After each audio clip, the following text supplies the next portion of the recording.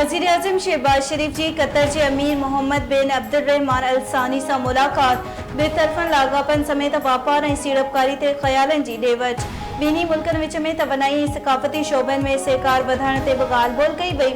वज़ीर आज़म बिनी मुल्कन विच में मुआशी लागापन में वधिक इस्तेकाम लाइ अज़म वर्जायो। कतरी वज़ीर आज़म ख़िते में अमन अमान के हथी वठण लाइ पाकिस्तान सां गॾिजी कम करण जो पिण अज़म वर्जायो। वज़ीर आज़म शहबाज शरीफ जी कतरी सीड़पकारन के मुख्तलिफ़ शोबन में सीड़पकारी की दावत।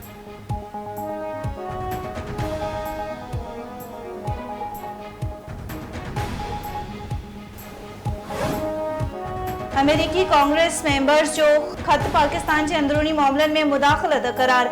160 पार्लियामेंट मेंबर वज़ीर आज़म शहबाज शरीफ के खत लिखी छो। वज़ीर आज़म के खत मुस्लिम लीग नून और इत्तेहादी पार्लियामेंट मेंबर्स पारा लिखो वो। PTI बानी खिलाफ केस मुख्तलिफ अदालतुन में बुधण हेठ है। कंहिं भी मुल्क के मेंबर्स के बे मुल्क के अंदरूनी मामलन में मुदाखलत जो हक न है। पाकिस्तान जमहूरी चैलेंजिस के मुंह दे पियो जैसे इंतहा पसंदी की सियासत वधिक मुजाए छो है। खत जो मतन सिंध हाई कोर्ट 6वीं आईनी तरमीम खिलाफ दरख्वास्तूं बुधणी लाइ मंजूर करे वरतियूं। अदालत लिखत में हुक्मनामो जारी कंदे चयो आहे त अदालत समझे थी त आईनी तरमीम बाबत सवाल आईनी अदालत के बेंचन उथारिया। उहो मुमकिन तॾहिं आहे जॾहिं सूबाई असेंबली आईनी बेंचन के क़याम लाइ ठहराव पास करे। अदालत चयो आहे त करारदाद आईनी बेंचन की गैर मौजूदगी में अदालत पंहिंजो इख्तियार इस्तेमाल करे रही है। फैसले में चयो वियो आहे त दरख्वास्त गुज़ार मौजूब आईन के आर्टिकल के ढांचे के मुतासिर कयो वियो आहे। पाक नेवी के जहाज PNS जुल्फ़िकार 23 ईरानी मीर बहरन के बचाए वरतो। ISBR मूजिब PNS जुल्फ़िकार रीजनल मेरी टाइम सिक्योरिटी पेट्रोलिंग दौरान कार्रवाई कई।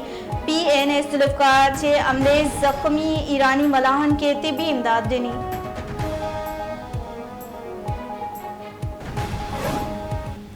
सदर आसिफ अली ज़रदारी के पैर में फ्रैक्चर थी वो। ईवानी सदर के तर्जमान जो चवण है तो सदर मुमलकत के पैर में गुजर रात दुबई एयरपोर्ट से जहाज में लहण दौरान फ्रैक्चर थो। डॉक्टरन पारा अस्पताल में सदर मुमलकत के पैर से प्लास्टर लगाए घर मुंतकिल किया वो।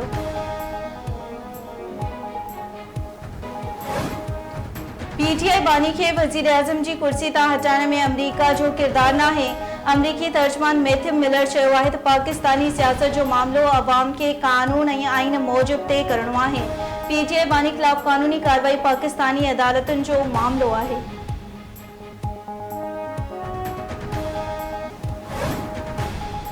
GDA इर्सा एक्ट में तरमीम की सख्त मुखालफत करे छी। GDA सरबराह पीर पागारी की सदारत हेठ थियल कोर कमेटी के इजलास में इर्सा एक्ट में तरमीम के आईन की भनकड़ी करार दिनो पियो। सरदार अब्दुल रहीम जो चवण है तो जेकॾहिं 1991 के पानी मुआहदे ते अमल न कयो वियो तो वो सिंध के हकन ते धाड़ो हणण बराबर है। इजलास में सैयद मुजफ्फर शाह, अरबाब गुलाम रहीम, डॉक्टर जुल्फ़िकार मिर्जा, गुलाम मुर्तज़ा जतोई, सैयद ज़ैन शाह, सैयद राशिद शाह, अयास लतीफ़ अली जी ॿियनि शिरकत कई।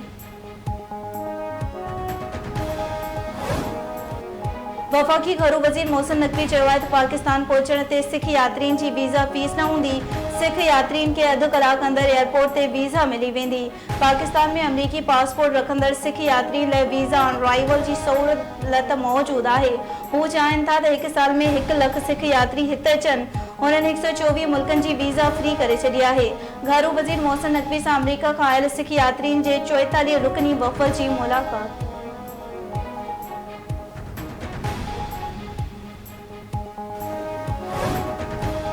वरे वज़ीर मुराद अली शाह से कैनेडा की हाई कमिश्नर लेस्ली स्केनर की मुलाकात। माहौलियात बोर मुतासरन की बहाली और कोयले में बिजली की पैदावार से ॻाल्हियूं। वरे वज़ीर जो चवण है तो सामूंडी गदलाइण घटाइण लाइ सामूंडी किनारन से मैग्रोव जा वण लगाया हैं। कोयले जरिए बिजली पैदावार लाइ आलमी माहौलियाती गदलाइण वाले मयार के हिसाब से कंट्रोल करे रहा हैं। कराची हैदराबाद में 352 मेगावाट जा पावर प्लांट्स लगाए रहा हैं। सिंध हुकूमत सस्ती बिजली ठाहे अवामी सनतकारन की इमदाद कंदी।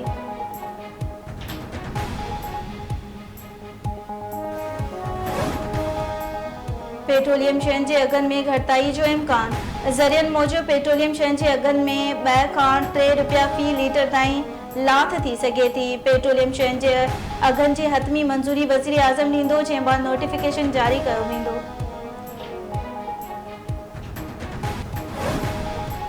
26 आईनी तरमीम का पोइ माज़ी जूं प्रैक्टिसिस ख़त्म थी वयूं। पहिरीं जुडिशरी जजिस मुक़ररु कंदी हुई, हाणे तरीक़ेकार तब्दील कयो वियो आहे। हर शख़्स जो एहतिसाब थियणु घुरिजे, को बि मुक़दस ॻऊं नाहे। पसंद या नापसंद ते फ़ैसिला कया विया। इफ्तिकार चौधरी साकिब निसार इख्तियारनि जो ग़लत इस्तेमाल करे अदालतुनि जो माहौल ख़राब कयो। सिंध जे सीनियर वज़ीर शौजिल इनाम मेमूर जी प्रेस कॉन्फ्रेंस चई पार्लियामेंट सुप्रीम आहे, हाणे को बि पंहिंजी न हलाए सघंदो। गोल्ड स्मिथ फैमिली पीटीआई बानी खे आज़ाद करण जी कोशिश करे रही आहे।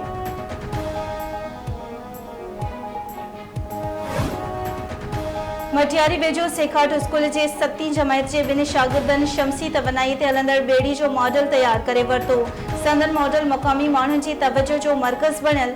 मॉडल ठाहींदड़ शागिर्दनि मोहम्मद यूसुफ ऐं मन ख़ासकेली जो चवणु आहे त मॉडल तैयार करण जो मक़सदु कुदरती वसीलनि खे इस्टायती तरीक़े सां इस्तेमाल करणु आहे।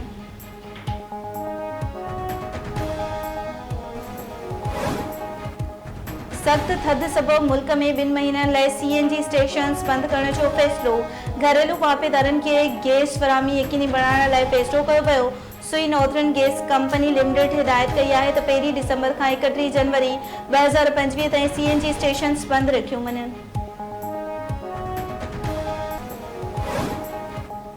कराची में हिंदू काउंसिल जे सदर रमेश कुमार जी राइशगाह ते ॾियारी जो जशन केक काटियो वियो। हिंदू बिरादरी जे नौजवाननि पारां तक़रीब में झूमरियूं। पाकिस्तान हिंदू काउंसिल अॻवान जे घर ते आतिशबाज़ी, फनकारनि पारां पंहिंजे फन जो मुज़ाहिरो। पाकिस्तान हिंदू काउंसिल अॻवान रमेश कुमार दुनिया में आबाद हिंदुनि खे ॾियारी ॾिण जूं वाधायूं ॾींदे चयो आहे त ॾियारी जा ॾिया रोशनी जो पैगाम खणी ईंदा आहिनि।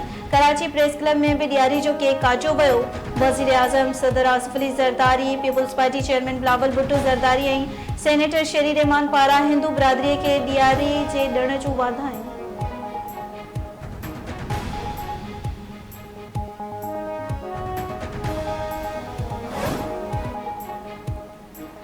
आसमान ते उॾामंदे जहाज़ ॾिठा आहिनि, पर मोटरवे या रोड ते जहाज़नि खे हलंदे न आहे ॾिठो। कराची सुपर हाईवे ते हिकु मुसाफ़िर जहाज़ खे रोड ज़रिए हैदराबाद मुंतक़िल कयो पियो वञे।